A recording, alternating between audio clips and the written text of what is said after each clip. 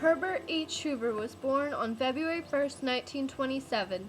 He lived in a house in Robizonia and then in his teens moved to a farm in Marion Township about a mile outside of Wilmersdorf. He lived with his mother, father, and 3 younger brothers. Mr. Hoover's occupation was a farmer. He helped out on his family's farm and did chores like feeding chickens and milking cows. So naturally at that time we didn't have all the machinery like we did, and I learned to handle all kinds of tools of the farm trade and was actually a farm laborer at that time. So in the morning before we went to school, we had our chores to do, feeding the cattle and the other animals. We had horses on our farm, chickens, and taking care of them, bedding them down for the day with straw and feeding them and milking the cows. And when we came home from school, we also had to do chores, all the same thing again in the winter time. And in the summertime, my dad would always be approached by the farmers when it was threshing time, whether he could have us, 2 of us on the farm, my brother and myself, come out and help with the threshing crews. And I learned to get to know all my neighbors by helping them thrash. Before I was drafted, I was in high school in my 12th year in Marion Township, and at that time, Marion Township only had 11th grades. And I graduated from that school in 1944, and then I had to go to Robizonia High School to get my 12th year, in which I did. And that was the year that we had to register for the draft when we were 18 years old. And after being registered with the draft, we had to go to Philadelphia for a physical, and there were 5 of us that were in the same circumstances that I had, who were all born in January, February, and March. And 5 of us became eligible with the draft at that time. And because of that, our principal had to get a deferment so that we could finish high school. So June the 4th was our date to be inducted into the Army. That gave us enough time, about 1 week after we graduated. Thank goodness for the principal getting us a deferment. They would have taken us out of high school. When it was time for Mr. Hoover to go to basic training, he went to Camp Wheeler, Georgia, which is near Macon, Georgia. There he trained to fight in the Pacific and how to live in the jungle. He learned to use infantry weapons including bazookas, grenades, and other guns. Mr. Hoover was an expert rifleman. The war ended in August, so there was no need for Mr. Hoover to actually fight. He was sent home for a while and then sent to a camp in New Jersey. He did not realize that he was going to the Pacific, but now he was being sent to Germany. Mr. Hoover crossed the Atlantic Ocean, then arrived in Le Havre, France.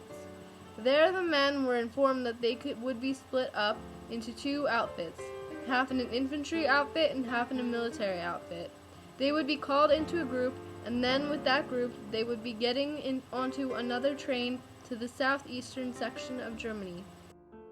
When they arrived at their destination, a place outside of Munich, Mr. Hoover still did not know whether he would be in the infantry outfit or military outfit. Soon, though, Mr. Hoover learned that he would be placed in the 503rd Military Police Battalion. It was the 3rd Army, and General Patton was the head of it. The battalion's job was to be on the lookout for Nazis, since they were in an area where they had been trained. There was a lot of destruction in Germany, but not in Bad Tolz, where Mr. Hoover was staying. Sometimes he would have to go pick up the mail or get some Coca-Cola in Munich, and then he got to see for the first time the destruction. Mr. Hoover kept in contact with his family through the mail. He received letters from his brothers, parents, and his girlfriend. His girlfriend sent him a letter just about every week. And it was really a morale-building thing to get letters from home. Mr. Hoover was then sent to Fürth, which was a suburb of Nuremberg, in the spring. He also went for a visit to Garmisch. Chance to go ice skating when I went down to a visit at Garmisch, where the Winter Olympics was held before I was a teenager. And I guess we made a couple trips down to Garmisch and got to see the Mad King Ludwig's castle on one of my weekends off, which was a nice experience. Mr. Hoover had a German friend that was a prisoner of war. He worked in their motor pool, and Mr. Hoover was able to practice his German with him. Mr. Hoover's friend even gave him a part of his Luftwaffe uniform as a souvenir. We had a prisoner of war working in our motor pool, and I got familiar with him. I practiced my German with him, and we shared a couple beers together, and he even shared some of his Luftwaffe uniform and gave it to me one day. He said, "Keep this as a souvenir." And he said, "Maybe your dad could use a farmhand, and maybe I could come to America and work on your dad's farm." But I tried to tell him I don't think that would be possible at this time. But he was really a good friend of a German army. And I found out he was in the Luftwaffe, and I never talked to him about the war. We tried to talk on after the war experiences. Of the five of us that went together, I didn't even know where they were. But they must have been within maybe 50, 100-mile radius of.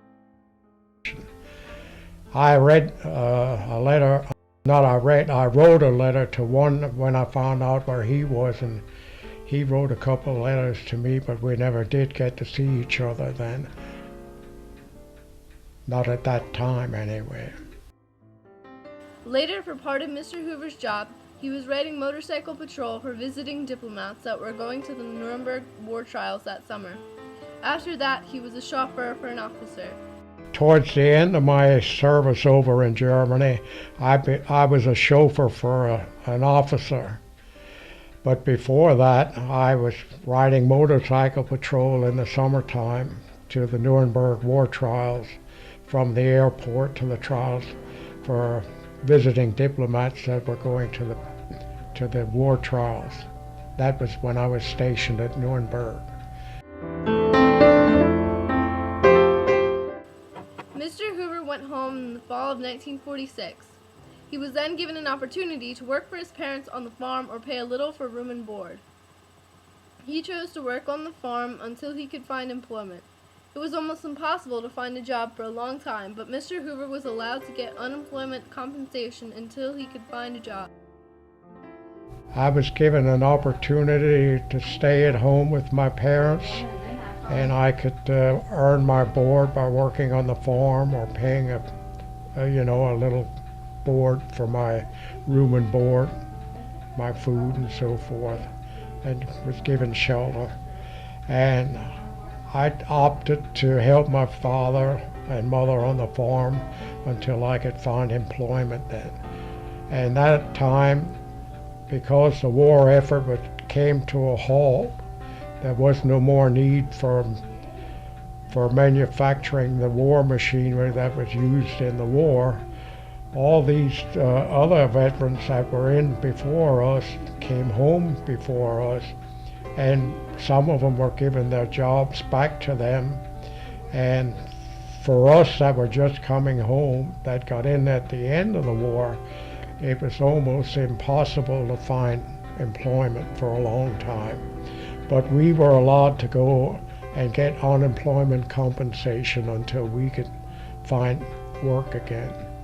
And since I really didn't have no outside experience working in a factory or something like that, because I was working at home on the farm while I was going to school. So it was a little rough for a while. Mr. Hoover was entitled to 3 medals: the Good Conduct Medal, the European Theater of Operations Medal, and the Victory Medal. Sadly, he was never presented with any of these medals. Yeah, I was entitled to 3 medals, but they never presented them to us. I guess they ran out of medals. So there was one that I could have been wearing, was a Good Conduct Medal and European Theater of Operations and the Victory Medal because I was in the service at that time. I would have been entitled to those 3 medals to wear in my uniform.